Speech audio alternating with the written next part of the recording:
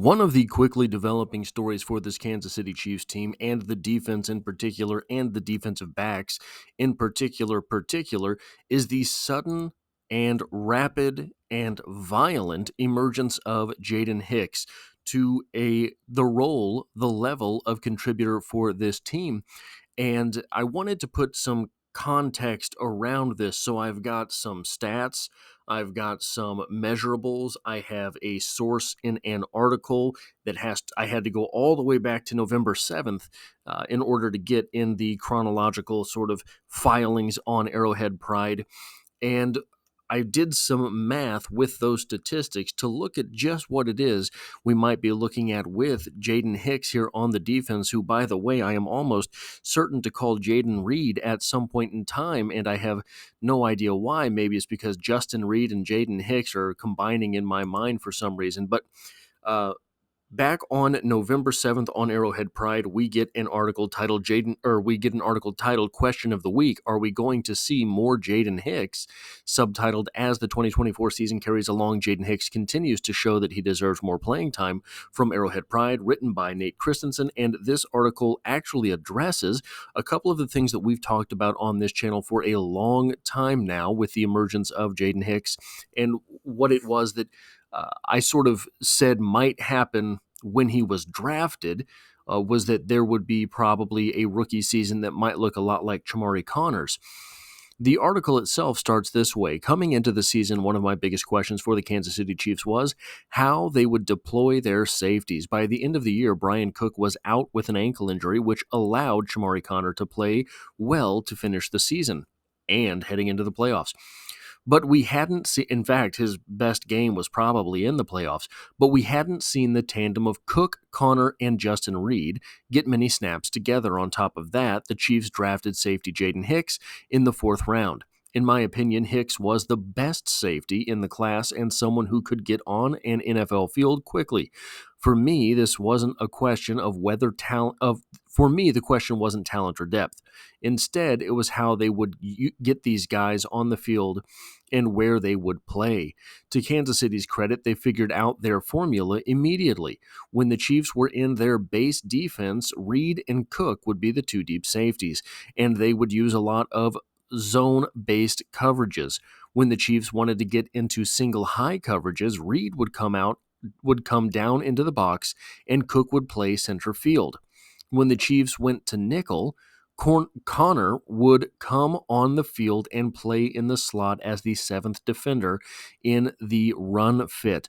The Chiefs also play 2 high coverages in their nickel packages and primarily use zone coverages on early downs. This is the type of in-depth stuff we often get from Nate Christensen. He does a great job. When the Chiefs got into dime coverages, all 3 safeties would remain on the field, but this is when defensive coordinator Steve Spagnuolo changed the looks up with his safeties. On some snaps, Connor would rotate from the slot to the deep half of the field in a cover 2 look. When the Chiefs went into man coverage, Reed would often cover the tight end, often on the backside of formations. Reed and Connor were also used in blitzes and pressure packages. Cook was still primarily playing in deep coverages depending on the coverage call. Before the bye, this was all the Chiefs did at safety. But in the San Francisco 49ers game, we finally saw Hicks get some snaps. Hicks got 12% of the defensive snaps in that game, but mainly in the red zone situations. Hicks was able to snag an interception in those snaps, but we didn't get a genuine idea of what the Chiefs thought of Hicks' role in that game. Flashing forward in the article, this situation is interesting because we saw a similar scenario with Connor last season. In 2023, Connor was also used sparingly when the Chiefs had Reed Cook and Mike Edwards as their primary safeties. Connor would get on the field for some funky looks, but his role was limited. When the Cook injury occurred, Connor became the team's dime defensive back and was able to play well in the postseason, which has translated into a high-level play this year. Hicks hasn't played as much as Connor did even before Cook's injury, but I think we could be seeing a similar scenario here. as the team continues to put more on his plate. Hicks might start getting packages, to get him on the field more, even at the expense of one of their safeties getting fewer snaps. Now, this was quite fortuitous. November 7th, remember that date, as we will go forward in this article and look at some dates. So just as a reminder, here's who Jaden Hicks is. 6'2". He's 6'1" and change, I think, actually, but 6'2", which is in the 79th percentile for safeties, 2'11", which is in the 62nd percentile for safeties. So as far as size is concerned, with 9 3/8 inch hands and 31.5 inch arms being 52 percentile and 47th percentile, respectively, you're not looking at the biggest guy, but you're looking at a guy who is definitely within the wheel frame of what a safety needs to be in the NFL.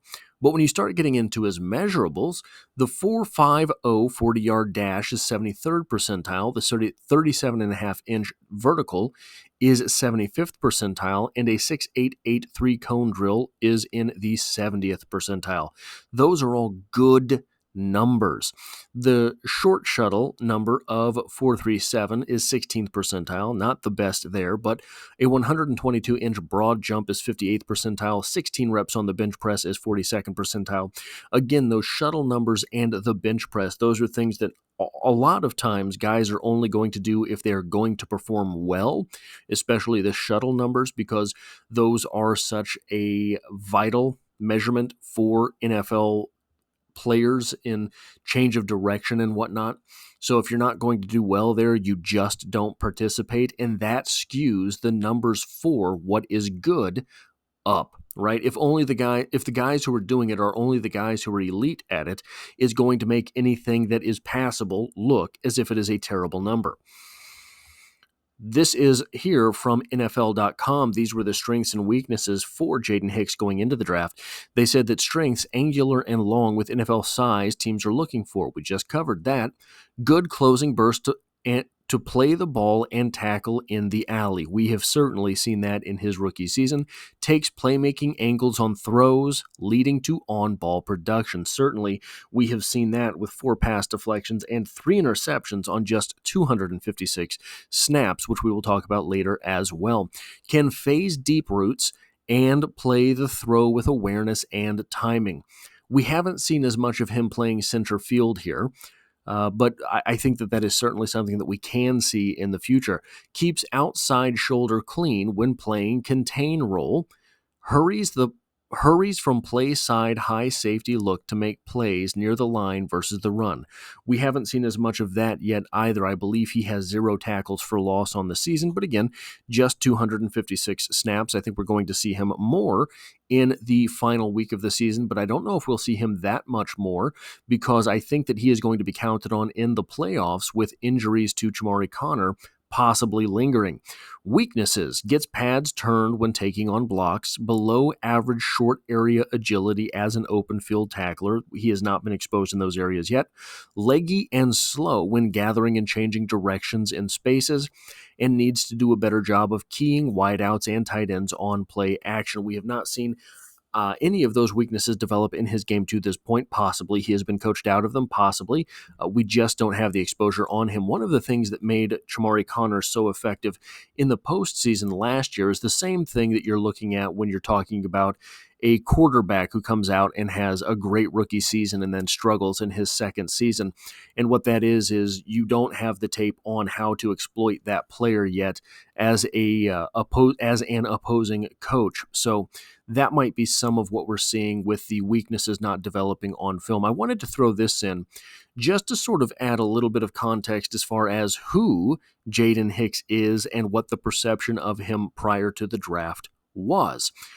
So PFF had the highest ranking for Jaden Hicks at 54th, the 54th overall prospect in this draft, 54th overall ranked prospect in this draft. And then CBS had him ranked as the 96th. Now, of these 3, 6, 9, 10 publications that are given to us by Draft Buzz, that was the entire range there. So you're looking at a guy who was a mid-second rounder to a low third rounder. the Chiefs ended up getting him in the fourth round of the draft. So even by the lowest ranking that there was for Jaden Hicks coming out, you're looking at a guy who was a value proposition when he was added to the team.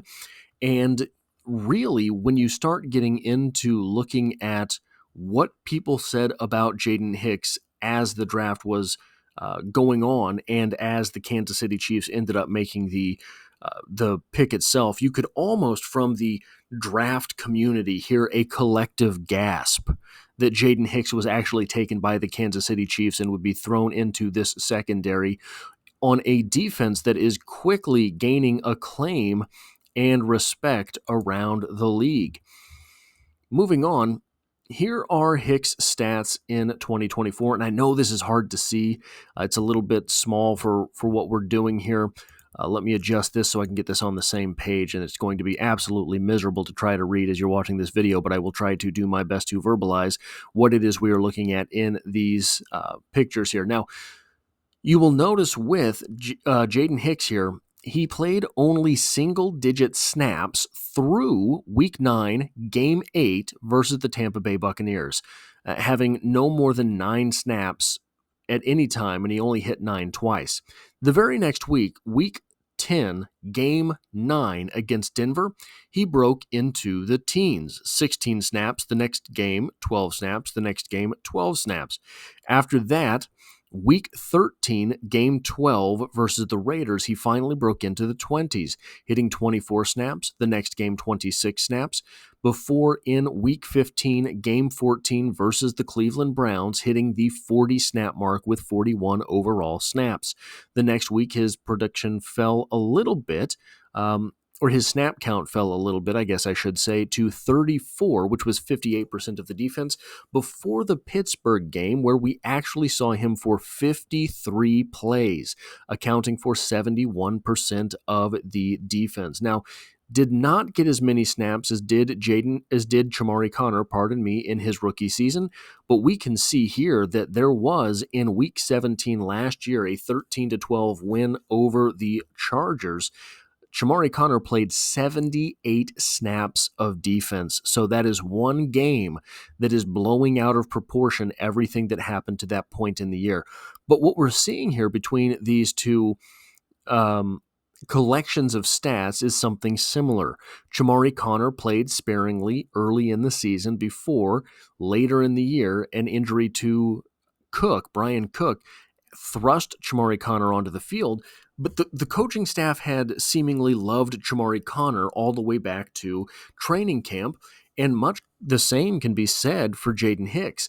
It is just that there were veterans ahead of Chamari Connor as he was trying to make his way onto the field, and we were playing the hot hand at the safety position, the guys who had the experience last season, and much the same has been the case this year for Jaden Hicks, playing behind a second-year player in Chamari Connor, a third-year player in Brian Cook, and Justin Reed, a perennial 90+% snap count performer at defensive back for the Kansas City Chiefs.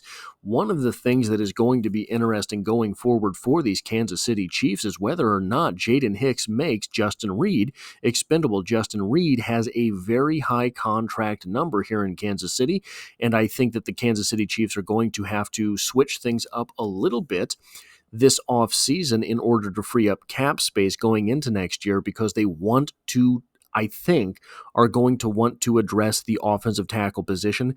You're looking at a team that, so best case scenario for the draft, worst case scenario for the season, but best case scenario for the draft, they're picking 30th, right?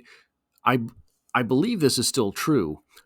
They've been changing things with the formula a little bit in the draft, but I believe that the two Super Bowl participants, those two teams, have the 31st and 32nd pick. I believe that before those, the rest of the draft is delegated by the record overall during the season. So while I know it's true that 31 and 32 are owned by the teams participating in the Super Bowl, I think it's still true that the 30th through 1st are dictated by their actual record during the season. The Chiefs right now guaranteed themselves to have no worse than the best record in the NFL this season. So if things fall apart in the postseason, they'll be drafting 30th. If things go the way that we think they could go in the postseason, they will be drafting 31st to 32nd. You are extremely unlikely to be able to find a rookie starting left tackle at that position. The Kansas City Chiefs, okay, so the thought process goes, well, trade up. Brett Veach loves to trade up.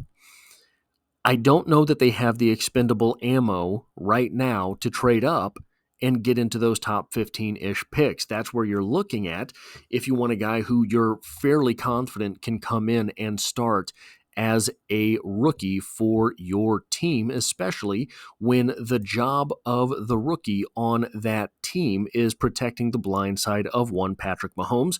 And we have seen over the last few weeks here how much more effective Patrick Mahomes is when he does not have to fret for his blind side. I think, and this is probably the topic of another video upcoming at some point, guys, we might see Joe Thuney kick out to that left tackle spot next season. We might see Wanye Morris and Kingsley Suamataia battling for the offensive guard spots. Trey Smith is a free agent. I think someone is definitely going to throw an absolute bag of money after him, and you cannot fault him for taking it. He plays offensive guard. He does have heart conditions that we thought were maybe going to be problematic going into his NFL career. That's how he was available in the 6th round. And I think it's possible he leaves. Okay, well, what about the left guard position? Joe Thuney kicks out. Mike Caliendo's there. Mike Caliendo, UDFA, is on a 1-year contract this year. So the Kansas City Chiefs could be replacing both offensive guards next season. I do think that guys like Wanye Morris and Kingsley Suamataia definitely have what it takes to be offensive guards. It might do both of them some good to get reps on a weekly basis in order to get a feel for the NFL game before eventually in their career, someone trying them out at offensive tackle again. I think that Wanye Morris could play right tackle today and be sufficient there. He looked much more comfortable out there. But the draft positioning for the Kansas City Chiefs, like I said, is going to be problematic for this team, regardless of what happens in the postseason. So I think that they may need to try to clear up some cap space, and Justin Reid might be one of the individuals that is not brought back for next year's roster, especially if the Kansas City Chiefs believe that Jaden Hicks can replace him at that position. So what does that look like? What does it mean for Jaden Hicks to replace Justin Reid? Well, I have the two players pulled up here. Jaden Hicks this season has played 256 snaps. He has 24 tackles, he has 4 pass deflections, and he has 3 interceptions. Maybe someone else is doing numbers that are comparable to this and a stat like what I call impacts. I don't know. It's possible it's out there. It's probable it's out there. There are people doing all sorts of magic with numbers and statistics. A tackle ends a play. A pass deflection, for all intents and purposes, ends a play. It's possible you deflect that pass and it goes and someone else catches it, but for all intents and purposes, that ends a play. And an interception ends an entire possession. So 24 tackles, 8 pass deflections, 3 interceptions. These are 31 impacts on plays. 31 impacts in 256 snaps means that Jaden Hicks is impacting or stopping 1 out of every 8.25 plays for this defense. You look at a 10-play drive in the NFL, that is a good drive in the NFL, 10 plays, right? So in a 10-play drive, Jaden Hicks is making 2 plays. For comparison's sake, we have here on the screen also Justin Reid, who I think the Kansas City Chiefs are hoping a similar body build in Jaden Hicks is able to eventually supplant. Justin Reid for the Kansas City Chiefs defense this year played 974 snaps. And he had 87 tackles, 9 pass deflections, and 2 interceptions, giving him 98 impacts in those 974 snaps, meaning that he is impacting or stopping 1 out of every 9.93 plays. Now, also, just to throw this in there because it's funny, Jaden Hicks has an interception every 85.33 snaps. Justin Reid has an interception every 487 snaps. But what that goes to show is Jaden Hicks is a big play hunter. Justin Reid, more of a dependable knock 'em out type of safety. We have also got to look at tackles for loss. You have to look at things like this, sacks, things like this, to look at what is the sort of absolute damage you're doing to an offense. And Jaden Hicks has very few of those high impact plays, but 31 impacts on 256 snaps. Now, obviously, so Jaden Hicks has 8.25 versus 9.93 for Justin Reid. So Jaden Hicks is obviously better. But what we have to do is understand that by the law of large numbers, that average is going to come up a little bit for Jaden Hicks, and it's going to average out probably closer to that 9.93 plays.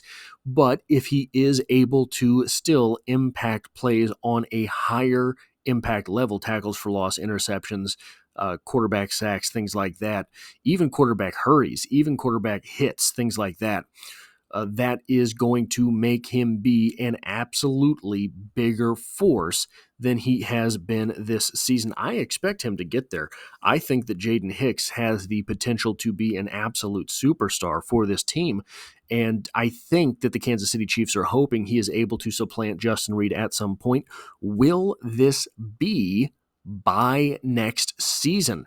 I apologize. I did not go back and check. I was not expecting to talk about this so extensively in this video, but I think the Chiefs can get out of Justin Reid's contract at the end of this season. I think next season is the last season on his contract. Again, speaking 100% off the top of my head, I could be absolutely wrong about that, so correct me if I am. Anyway, guys, that's what I have for this video. If you like or appreciate what it is that I do here, hitting the like button really does help me out, as it tells YouTube to share this video with other Kansas City Chiefs fans. And if you find yourself here by chance but not design, the Kansas City Chiefs are the only thing I talk about on this channel, dropping multiple videos every single week, and I hope to have you back for the next one.